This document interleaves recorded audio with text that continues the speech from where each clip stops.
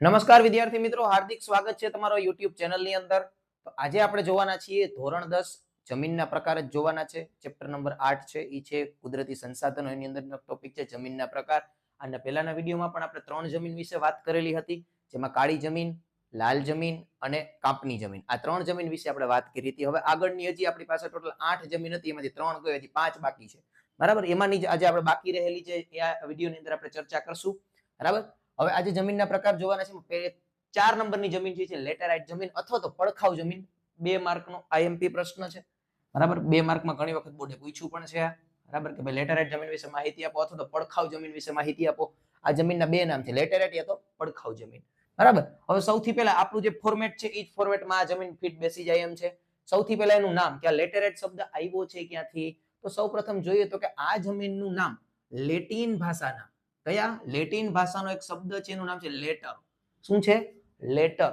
એટલે આ લેટરનો અર્થ શું થાય તો કે ઈંટ થાય. શું થાય? ઈંટ પરથી આ શબ્દ આવ્યો છે. લાલ કલર, જો નામ જ છે ને લેટેરાઇટ જમીન, એટલે લેટેરાઇટ, LATER.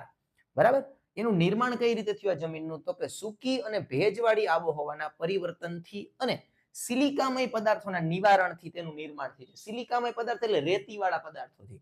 બરાબર, એનો વિસ્તાર ક્યાં સુધી છે ભારતની અંદર, તો કે ભારતીય દ્વીપકલ્પીય ઉચ્ચ પ્રદેશોના ઊંચાણવાળા ભાગોમાં વિકસિત થયેલી જોવા મળે છે. દ્વીપકલ્પની અંદર અને ઊંચાણવાળા ભાગમાં, ખાસ કરીને દક્ષિણ બાજુ. બરાબર, દ્વીપકલ્પી એટલે શું થાય તો કે દક્ષિણનો, ભારતનો જે દક્ષિણનો ભાગ છે ને શું કહેવાય? દ્વીપકલ્પીય પ્રદેશ કહેવાય. આગળ, હવે આ લેટેરાઇટ જમીન છે, એનો કલર છે ને લાલ છે. તો લાલ કલર કેવી રીતે એનો થઈ ગયો, રંગ એનો લાલ કેવી રીતે થયો, તો જોઈએ તો કે આ જમીનનો લાલ રંગ લોહ ઓક્સાઇડના કારણે હોય છે. હાલો, આવું જ ક્યાંક આગળના વિડીયોમાં ક્યાંક આવી ગયું છે. આની પહેલાની જમીનની અંદર લાલ જમીનમાં શબ્દ એક આવો આવ્યો હતો, ફેરિક ઓક્સાઇડ. આની અંદર શું આવ્યું? લોહ ઓક્સાઇડના કારણે આનો કલર આવો છે. બરાબર, આ જમીનની ખાસિયત શું છે તો કે આ જમીન છે ભીની થાય ને ત્યારે માખણ જેવી મુલાયમ અને સુકાય ત્યારે સખત બની જાય છે. 1 માર્કનો પ્રશ્ન આવ્યો. બરાબર, ગુણધર્મની અંદર પ્રશ્ન પૂછે, ગુણધર્મો વાળો પ્રશ્ન, કે નીચેનામાંથી કઈ જમીન એવી છે કે જે ભીની હોય ત્યારે માખણ જેવી ને સુકાય ત્યારે મુલાયમ બની જાય છે? તો એ છે આપણી લેટેરાઇટ જમીન યા તો પડખાવ જમીન. બીજું, આ જમીનની અંદર લોહ તત્વ, પોટાશ અને એલ્યુમિનિયમનું પ્રમાણ વધારે જોવા મળે છે. બીજું, એમાં પાક કયા કયા લઈ શકાય તો કે કપાસ, ડાંગર, રાગી, શેરડી, ચા, કોફી અને કાજુ. આવા આની અંદર પાક તમે લઈ શકો છો. તો ફરીથી એક વખત આપણે જોઈ લઈએ તો કે આ જમીનનું નામ શું છે તો કે લેટેરાઇટ જમીન યા તો પડખાવ જમીન.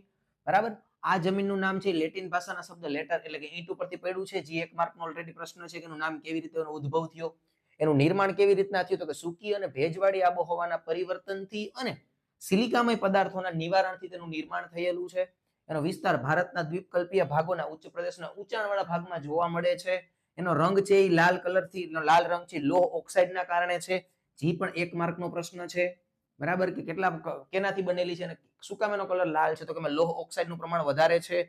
ખાસિયત શું છે તો કે આ જમીન જ્યારે ભીની હોય ત્યારે સરસ પોચી માખણ જેવી હોય છે અને જ્યારે સુકાઈ જાય છે ત્યારે આ જમીન છે એ એકદમ સખત બની જાય છે. અને આ જમીનમાં લોહ તત્વ, પોટાશ, એલ્યુમિનિયમનું પ્રમાણ વધારે જોવા મળે છે. આ જમીનમાં પાક કયા કયા લઈ શકો છો તમે, તો કે આની અંદર કપાસ, ડાંગર, શેરડી, ચા, કોફી અને કાજુ. આ પ્રકારના તમે આની અંદર પાક લઈ શકો છો. તો આ સરસ એવી આ જમીન છે. બરાબર, આને નોટ ડાઉન કરવું હોય તો સરસ એવું નોટ ડાઉન કરી લેજો. બરાબર, એના પછીની જમીન આપણી પાસે છે એ છે રણ પ્રકારની જમીન. હવે આ જમીન છે ને બોર્ડ બહુ ઓછી પૂછે છે, બહુ પૂછતું નથી. બરાબર, રણ પ્રકારની રજો, એના નામ ઉપરથી જ જવાબ આવી ગયો, રણ પ્રકારની.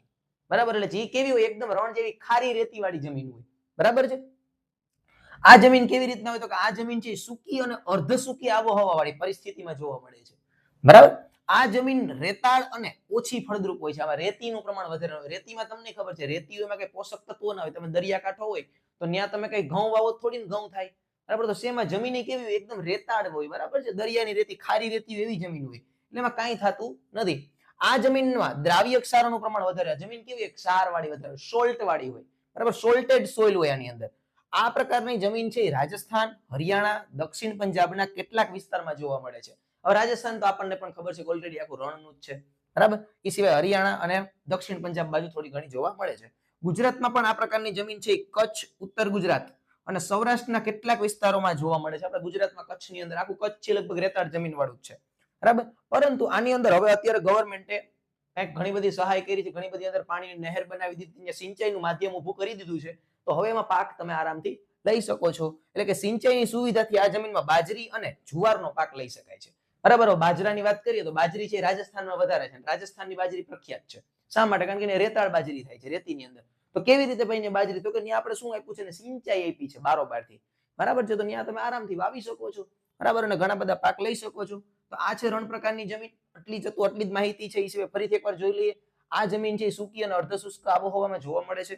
આ જમીન છે રેતાળ અને ઓછી ફળદ્રુપ હોય છે. જમીનની અંદર દ્રાવ્ય ક્ષારનું પ્રમાણ વધારે હોય આ પ્રકારની જમીન છે રાજસ્થાન, હરિયાણા અને દક્ષિણ પંજાબમાં જોવા મળે છે. ગુજરાતમાં કચ્છ, ઉત્તર ગુજરાત અને સૌરાષ્ટ્રમાં ક્યાંક ક્યાંક જોવા મળે છે. અને જો સિંચાઈની સુવિધા હોય આપણી પાસે તો આપણે આની અંદર જુવાર અને બાજરીનો પાક બંને લઈ શકીએ છીએ. તો સરસ એવો આનો તમે સ્ક્રીનશોટ લઈ લો. પછી ફટાફટ આના પછીની હમણાં આપણે જમીન હજી જોવાની બાકી છે તે આપણે જોઈએ.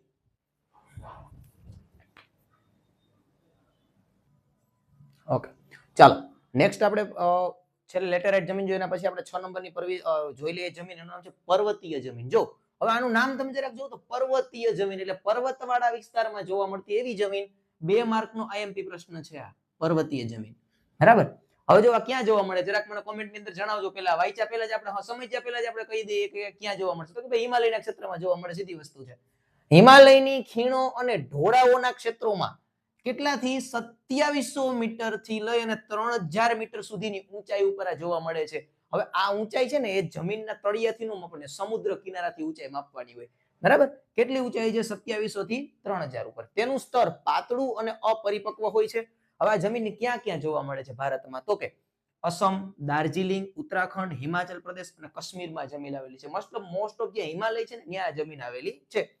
હિમાલયના સામાન્ય ઊંચાઈના ભાગોમાં દેવદાર, ચીડ અને પાઇન આના વૃક્ષો ક્યાં થાય છે મોસ્ટ ઓફલી?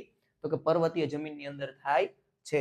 ફરીથી એક વખત આપણે જોઈ લઈએ પર્વતીય જમીન શું છે. તો કે હિમાલયની ખીણ અને ઢોળાવોના ક્ષેત્રોમાં 2700 મીટર થી લઈ અને 3100 મીટર 2700 મીટર થી લઈ અને 3000 મીટર. ફરીથી બોલું છું 2700 થી 3000 મીટર સુધીની ઊંચાઈ ઉપર જોવા મળે છે. આંકડા એટલે વજન દઈને મારે બોલવા પડે છે કે આંકડા પૂછાય છે એટલા માટે. તેનું સ્તર પાતળું અને અપરિપક્વ હોય છે. ક્યાં ક્યાં જોવા મળ્યા? તો કે અસમ, દાર્જિલિંગ, ઉત્તરાખંડ, હિમાચલ પ્રદેશ અને કાશ્મીરમાં જોવા મળે છે. હિમાલયના સામાન્ય ઊંચાઈના વૃક્ષો ઉપર મતલબ આ જે જમીન આવેલી છે ત્યાં મોસ્ટ ઓફ કયા વૃક્ષ થાય છે? તો કે દેવદાર, ચીડ અને પાઇન. આ 3 પ્રકારના વૃક્ષ ત્યાં થાય છે. બરાબર. એના પછીની જમીન જોઈએ તો એ છે જંગલ પ્રકારની જમીન. બરાબર. જો આમાંય નામ ઉપરથી 2 માર્ક માલો. પેલા તો આ નામ ઉપરથી જવાબ જંગલમાં આવેલી જંગલ પ્રકારની જમીન હોય. તો કે હિમાલયના શંકુદ્રુમ જંગલ. જો અહીંયા એક નવો શબ્દ આવ્યો શંકુદ્રુમ જંગલો એટલે ઓલા ક્રિસમસ ટ્રી વાળા આકારના ત્રિકોણ આકારના ઝાડવા વાળા જંગલો શંકુદ્રુમ જંગલ કહેવાય. આ જમીન ક્યાં આવેલી છે? તો કે 3000 થી લઈ અને 3100 મીટરની ઊંચાઈ. ફરીથી બોલું છું 3000 થી 3100 3000 થી 3100. બરાબર છે. એટલી મીટરની ઊંચાઈએ તથા સહ્યાદ્રી, પૂર્વઘાટ અને મધ્ય હિમાલયના તરાઈના ક્ષેત્રોમાં જમીન આવેલી છે. વૃક્ષોના ખરેલા પાંદડાથી હવે જો જંગલો તો પાંદડા ખરવાના છે. પાનખર ઋતુ આવે તો જે પાંદડા ખરે છે એનાથી ભૂસપાટી ઢંકાયેલી રહે છે ઓલવેઝ જમીનની. હવે ઢંકાયેલી રહે અને તે પાંદડાનું સડવાથી પાંદડા શું થાય? થોડોક ટાઈમ થાય એટલે સડી જાય. હવે પાંદડા છે એનું ડિગ્રેડેશન થાય એટલે દ્રવ્યોનું પ્રમાણ વધવાથી જમીનનો ઉપલો ભાગ છે કેવો બની જાય? કાળા કલરનો એકદમ ઘાટા ઘાટા ખાતરવાળો બની જાય. બરાબર. જે જમીનમાં નીચે જતા ભૂરા કે લાલ રંગમાં ફેરવાય છે. આ જમીનને તમે ખોદવાનું ચાલુ કરો ને તો કેવા કલરની નીકળે? ભૂરા અથવા તો લાલ રંગની. ઉપર કેવું હોય? તો કે ખાતર હોય નકરા પાંદડાનું. બરાબર. આ જમીનમાં ચા, કોફી, તેજાના ઉપરાંત ઘઉં, મકાઈ, જવ, ડાંગર વગેરે જેવા પાક લેવામાં આવે છે. ફરીથી એક વખત જોઈ લઈએ જંગલની જમીન છે 2 માર્કમાં છે. તો કે હિમાલયના શંકુદ્રુમ જંગલોમાં 3000 થી લઈ અને 3100 મીટરની ઊંચાઈએ જોવા મળે છે. બીજું સહ્યાદ્રી, પૂર્વઘાટ અને મધ્ય હિમાલયના તરાઈ ક્ષેત્રમાં જોવા મળે છે. વૃક્ષોના ખરેલા પાંદડાથી ભૂસપાટી ઢંકાયેલી હોય છે અને પાંદડા થોડાક ટાઈમ પછી સડી જાય છે એટલે ઉપર એક કાળા કલરનું લેયર આખું બની જાય છે. ને જો તમે આને ખોદો છો તો અંદર તમને ઓરિજિનલ જે લાલ અને ભૂરા રંગની જમીન બારોબાર તમને જોવા મળે છે. આ જમીનની અંદર ચા, કોફી, તેજાના ઘઉં, મકાઈ, ડાંગર, જવ વગેરે તમે આની અંદર ઉગાડી શકો છો. એના પછી મોસ્ટ આઈએમપી જમીન ઈ છે દલદલ કે પીટ પ્રકારની જમીન. આ તો બોર્ડે ઘણી વખત પૂછ્યું છે 2 માર્કની અંદર. તો જો નામ ઉપરથી છે દલદલ અથવા તો પીટ. 2 નામ છે ને દલદલ યા તો પીટ. બરાબર. દલદલ પ્રકારની જમીન એટલે શું? દલદલ એટલે શું મને કોમેન્ટની અંદર જણાવશો પહેલા તો સૌપ્રથમ બધાય કે દલદલનો મીનિંગ શું થાય? બરાબર. તો જોઈએ આપણે દલદલ એટલે શું? તો કે આ જમીન છે ભેજવાળા વિસ્તારોમાં. ક્યાં ભેજવાળો વધારે વિસ્તાર હોય ત્યાં જૈવિક પદાર્થોના સંચયથી વિકસે છે. બરાબર. વર્ષા ઋતુ દરમિયાન એટલે જ્યારે ચોમાસું ચાલતું હોય ત્યાર દરમિયાન આ જમીનમાં આ જમીન છે પાણીમાં ડૂબેલી હોય આખે આખી, મતલબ ઉપર પાણી જ આખું ભરેલું હોય છે. અને જેવું પાણી ઓસરતા તેમાં ડાંગરની ખેતી કરવામાં આવે. ચાલો, 1 માર્કનો મોસ્ટ આઈએમપી પ્રશ્ન આવ્યો અહીંયા કે વર્ષા ઋતુ દરમિયાન કઈ જમીનમાં પાણી ઓસરતા ડાંગરની ખેતી કરવામાં આવે છે? તો એનું નામ છે દલદલ અથવા તો પીટ પ્રકારની જમીન. બરાબર. આ જમીનમાં પદાર્થો અને ક્ષારોની બહુલતા તથા ફોસ્ફેટ અને પોટાશની અલ્પતા જોવા મળે છે. ઓડિશા, પશ્ચિમ બંગાળ, તમિલનાડુના કિનારાના ભાગ, ઉત્તર બિહાર, મધ્ય ભાગ અને ઉત્તરાખંડના અલમોડા જિલ્લામાં જોવા મળે. હવે આ અહીંથી એટલું ટીક ખાસ કરજો છોકરાઓ, વિદ્યાર્થી મિત્રો. આ ખાસ અલમોડા જિલ્લો ક્યાંનો? ઉત્તરાખંડનો. બોર્ડનો મોસ્ટ આઈએમપી એમસીક્યુ. બરાબર, કે ઉત્તરાખંડના અલમોડા જિલ્લામાં કઈ જમીન જોવા મળે છે? તો એ છે દલદલ અથવા તો પીટ પ્રકારની જમીન જોવા મળે છે. આ જમીન અત્યંત મર્યાદિત વ્યાપ ધરાવે છે, મતલબ એટલા મોટા વિસ્તારમાં છે નહીં કે 50-60% એટલી બધી છે નહીં. ફરીથી એક વખત જોઈ લઈએ કે દલદલ કે પીટ પ્રકારની જમીન તો કે ભેજવાળા વિસ્તારમાં જૈવિક પદાર્થોના સંચયથી વિકસે છે. વર્ષા ઋતુ દરમિયાન આ જમીનમાં પાણી ભરેલું હોય છે. જેવું પાણી ઓસરે છે એટલે તે ડાંગરની ખેતી કરવામાં આવે છે. આ જમીનમાં ક્ષારોની બહુલતા, ફોસ્ફેટ અને પોટાશની અલ્પતા જોવા મળે છે. ઓડિશા, પશ્ચિમ બંગાળ, તમિલનાડુના કિનારાના ભાગ, ઉત્તર બિહારનો ભાગ, એનો મધ્ય ભાગ અને ઉત્તરાખંડનું અલમોડા જિલ્લામાં જમીન જોવા મળે છે. જેમાં ઉત્તરાખંડનો અલમોડા જિલ્લો ખૂબ જાણીતો અને જૂનો પ્રશ્ન છે અને પૂછાય એવો પ્રશ્ન છે. આ જમીન છે અત્યંત મર્યાદિત ક્ષેત્રમાં વ્યાપ ધરાવે છે, મતલબ બહુ ફેલાયેલી છે નહીં. તો આ 3 જમીનના ફટાફટ સરસ એવા સ્ક્રીનશોટ લઈ લ્યો, જેથી કરીને તમે સરસ એવી નોટ્સ બનાવી શકો.